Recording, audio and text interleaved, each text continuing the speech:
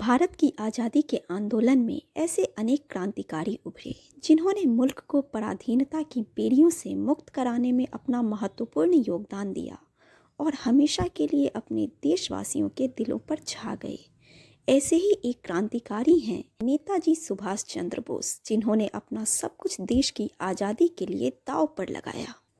उनका जन्म 23 जनवरी 1897 में उड़ीसा के कटक शहर में हुआ था। उनके पिताजी जानकीनाथ बोस प्रख्यात वकील थे। उनकी माता प्रभावती देवी सती और धार्मिक महिला थीं।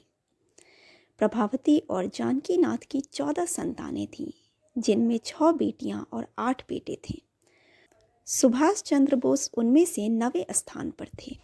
सुभाष चंद्र बोस बचपन से ही पढ़ने में होनहार थे। उन्होंने 10वीं की परीक्षा में प्रथम स्थान प्राप्त किया था और स्नातक में भी वे प्रथम आए थे। कलकत्ता के स्कॉटिश चर्च कॉलेज से उन्होंने दर्शन शास्त्र में स्नातक की डिग्री हासिल की थी।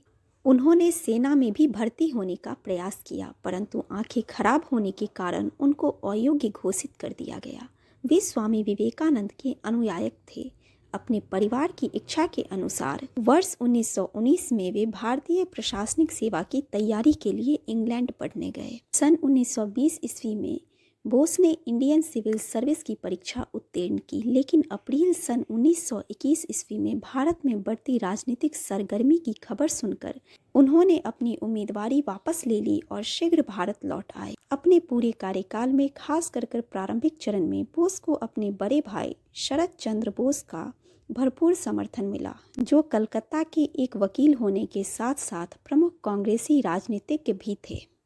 महान देशभक्त और कुशल नेता सुभाष चंद्र बोस अंग्रेजों के लिए सबसे खतरनाक व्यक्ति थे। ब्रिटिश सरकार सुभाष चंद्र बोस को हथकड़ियां पहनाने के बहाने खोजती थी। वह किसी भी कीमत पर उन्हें आज़ाद नहीं छोड़ना चाहती थी। उनकी गतिविधियों ने न सिर्फ अंग्रेजों के दांत खट्टे कर दिए थे, बल्कि उन्होंने देश को आज़ाद कराने के लिए अपनी एक अलग फौज भी खड़ी की थी, जिसे नाम दिया आज़ाद हिंद फौज। सुभाष चंद्र बोस ने सशस्त्र क्रांति द्वारा भारत को स्वतंत्र कराने के उद्देश्य से 21 अक्टूबर 1943 को आज़ाद हिंद सरकार की स्थापना की तथा आज़ाद हिंद फौज का गठन किया। इस संगठन के प्रतीक चिन्ह एक झंडे पर दहाड़ते हुए बाघ का चित्र बना होता था। ऐसा माना जाता है कि 18 अगस्त 1945 को एक विमान दुर्घटना में उनकी मृत्यु ताइवान में हो गई, लेकिन उस दुर्घटना का कोई साक्ष्य नहीं मिल सका। सुभाष चंद्र बोस की मृत्यु आज भी विवाद का विषय है और भारतीय इतिहास का सबसे बड़ा संशय है।